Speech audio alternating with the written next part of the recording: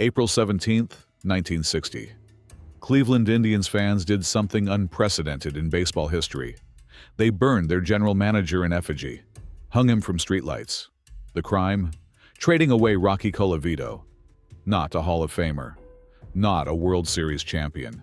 Just an outfielder who hit home runs and signed autographs. Yet his departure triggered what writers called the curse of Rocky Colavito. 30 years of losing that began the moment he left town.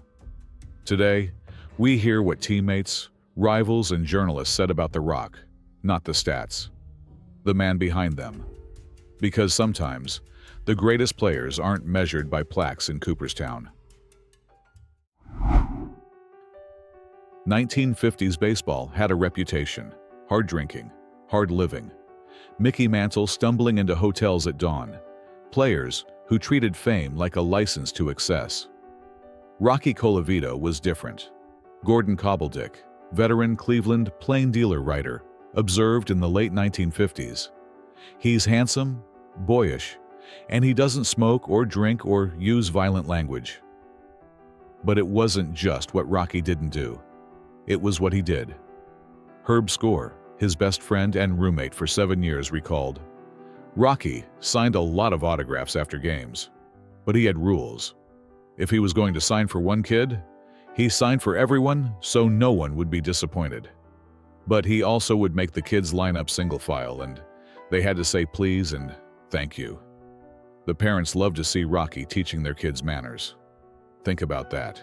A superstar, making children practice courtesy, teaching respect through baseball cards. This was radical in an era when fans expected athletes to be gods. Untouchable, unpredictable, living by different rules. Rocky rejected that script entirely. He was a slugger who valued manners, a power hitter who said please and thank you mattered more than 40 home runs. Cleveland fell in love not despite this character, but because of it. They didn't just want a hero, they wanted a role model, and Rocky Colavito gave them both. Rocky Colavito didn't sign with Cleveland because of his bat. The Indians wanted his arm. 1958. Spring training. Manager Joe Gordon watched Rocky warming up and grew curious about the velocity. He turned to catcher J.W. Porter. "How fast is he?" Gordon asked. "Faster than anybody," Porter replied. Gordon pressed further. "Faster than Score or Duran." Herb Score and Ryan Duran were the hardest-throwing pitchers in baseball at the time, fireballing legends who made hitters flinch. Porter didn't hesitate. Faster than anybody. An outfielder throwing harder than elite pitchers. Unprecedented. 2 years earlier, in 1956, Rocky demonstrated this cannon in the Pacific Coast League. He threw a ball over the center field wall, 436 feet from home plate. Not to the wall, over it. Base runners learned quickly. When the ball went to Colavito in right field, you didn't test him. You didn't stretch a single into a double. You stayed put. His arm, ranked alongside Roberto Clemente and Carl Furillo as the greatest in baseball history. The difference? Clemente and Furillo are in the Hall of Fame. Rocky Colavito could throw a baseball like a weapon, and everyone who played with him, or against him, knew it. June 10th, 1959. Baltimore Memorial Stadium. Bottom of the 9th inning. Rocky Colavito had already hit 3 home runs. He was also struggling. 4 hits in his last 32 at-bats over 8 games. A slump that made every swing feel heavy. Baltimore's pitcher, Ernie Johnson, entered the game confident. He'd told teammates, "I'll show you how to get this guy out." Rocky sat in the dugout, nervous energy consuming him. Herb Score, his roommate, sat beside him on the dugout steps. Score turned and said, "All right, roomie, go up there and hit number 4. Rocky looked at him, recalled years later in a 2021 interview. "Are you kidding? I'll be happy if I get a single." He stepped to the plate anyway. Johnson threw, Rocky swung. Home run number 4. Only the second player in American League history to hit 4 consecutive home runs in a 9-inning game. Lou Gehrig had done it in 1932, 27 years between them. This wasn't about the record, though. It was about what Herb Score understood that Rocky couldn't see himself. Potential that doubt obscured. Score believed when Rocky didn't. That's brotherhood.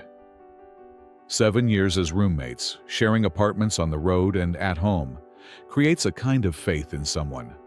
Score saw what was possible before Rocky did. Trust like that doesn't show up in box scores. But it's how legends happen. One friend telling another, "You can do this. Go prove it." April 17th, 1960. Memphis. The Indians' final exhibition game before opening day. Rocky Colavito stood on first base after hitting into a force-out. Manager Joe Gordon walked out of the dugout. Middle of the game. Strange timing. "Rocky, that's the last time you'll bat in a Cleveland uniform," Gordon said. "You've been traded to Detroit for Harvey Quinn." 2 days before the season opener, the reigning American League home run champion traded for the batting champion. Should have been blockbuster news celebrated by both cities. Cleveland erupted in fury. Indians general manager Frank Lane defended himself immediately. "I've just traded hamburger for steak." Cincinnati GM Gabe Paul saw it differently. The Indians traded a slow guy with power for a slow guy with no power. An 8th grade student named Carol Kickle captured the fan sentiment perfectly. "I just want to tell you this. I belong to one of the Rocky Colavito fan clubs. It's all over. We're going to start a new one, the Lane Haters." Cleveland Plain Dealer ran a poll. 90% of fans opposed the trade. The paper wrote that Colavito's departure for Detroit is about as popular as the Indians leaving town. Comedian Bob Hope, an Indians minority owner, joked, "I thought about going to Cleveland, but I'm afraid Frank Lane will trade me." Meanwhile, Detroit celebrated. Edgar Hayes, sports editor of the Detroit Times, wrote, "The Tigers lost 30 games by 1 run last season due to the lack of a long ball hitter. This deal strengthens the Tigers, weakens the Indians." The numbers told the story. Detroit Free Press headline, 42 home runs for 135 singles. Attendance in Cleveland dropped by over 500,000 fans in 1960. Fans burned Frank Lane in effigy throughout the city. Lane's hamburger for steak quote became one of sports history's most ironic statements. Quinn lasted 1 year in Cleveland. Colavito hit 45 home runs and drove in 140 runs for Detroit the following season. The curse had begun. May 12, 1961. Yankee Stadium. Rocky Colavito's first game back in New York as a visiting player.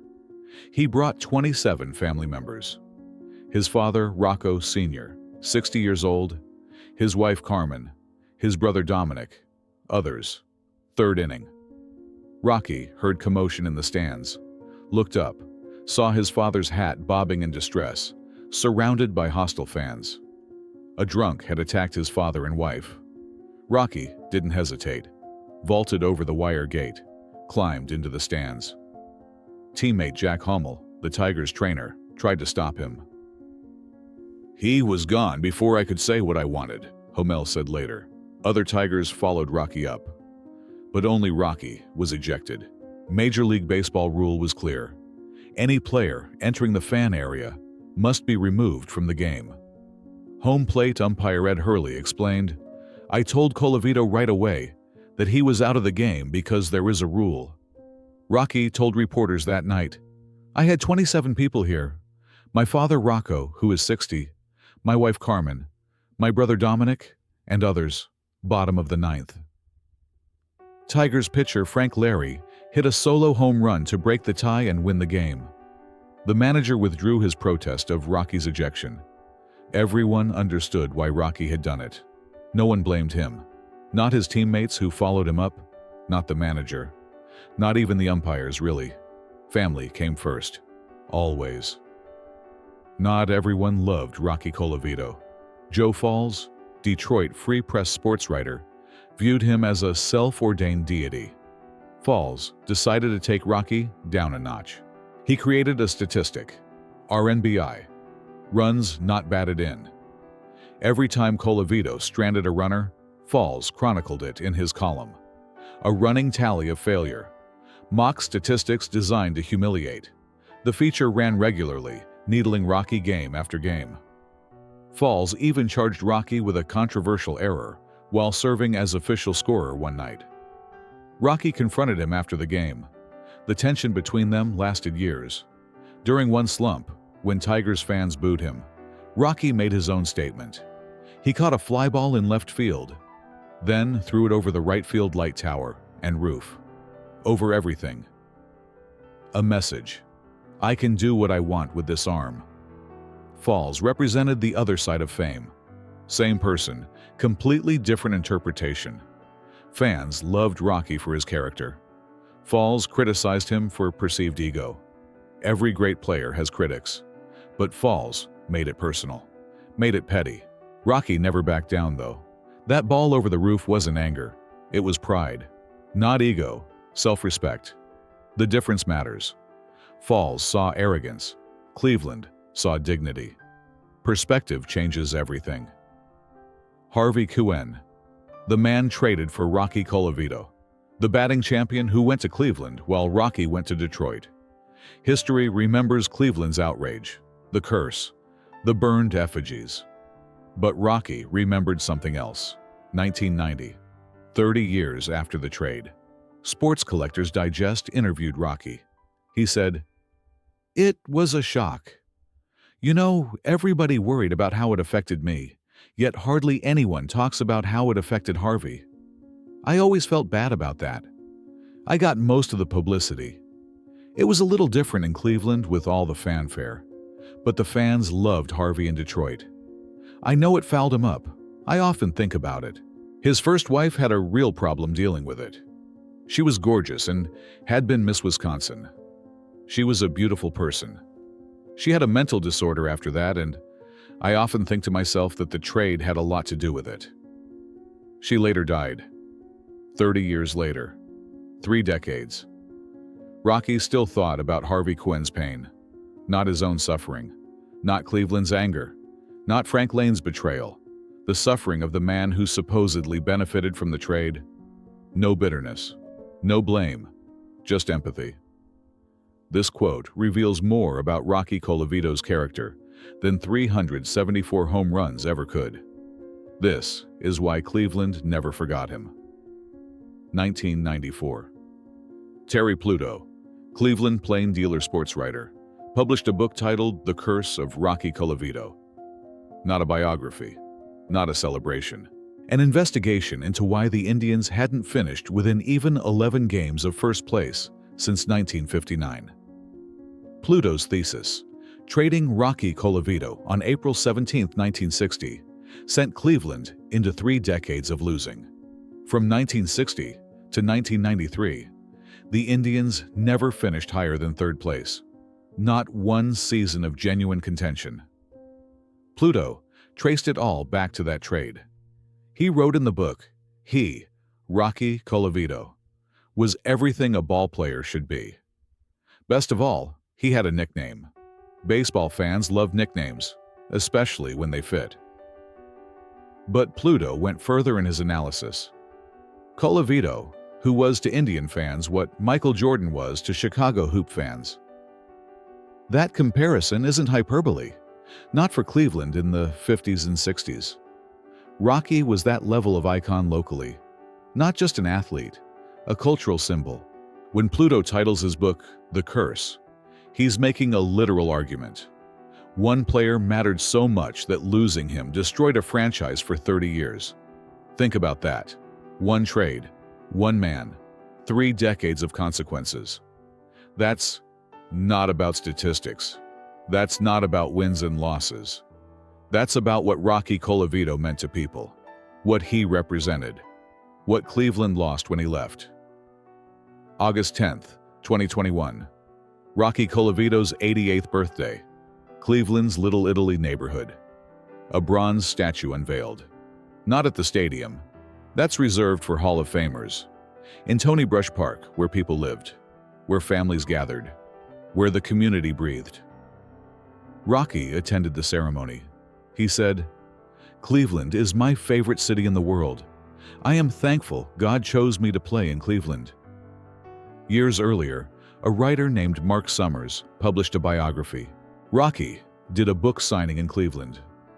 Decades had passed since retirement. Generations had grown up never seeing him play. 800 people showed up. Rocky reflected in a 2021 interview. "Now, it was a long time ago that I played in Cleveland. And I mean a long time ago. But you know what? Over 800 people came to that book signing. If you don't appreciate that and are not overwhelmed by that, which I was, then something is wrong with you." He was asked about his greatest moment. He said, "The absolute #1 best day in my career, I hit 4 straight home runs in one game." Then came a different question. How did he want to be remembered? His voice cracked. "People might think I would say it would be hitting 45 homers with 140 RBIs in one season, or some BS like that. But I hope people will say that Rocky was a hell of a nice guy and a good human being."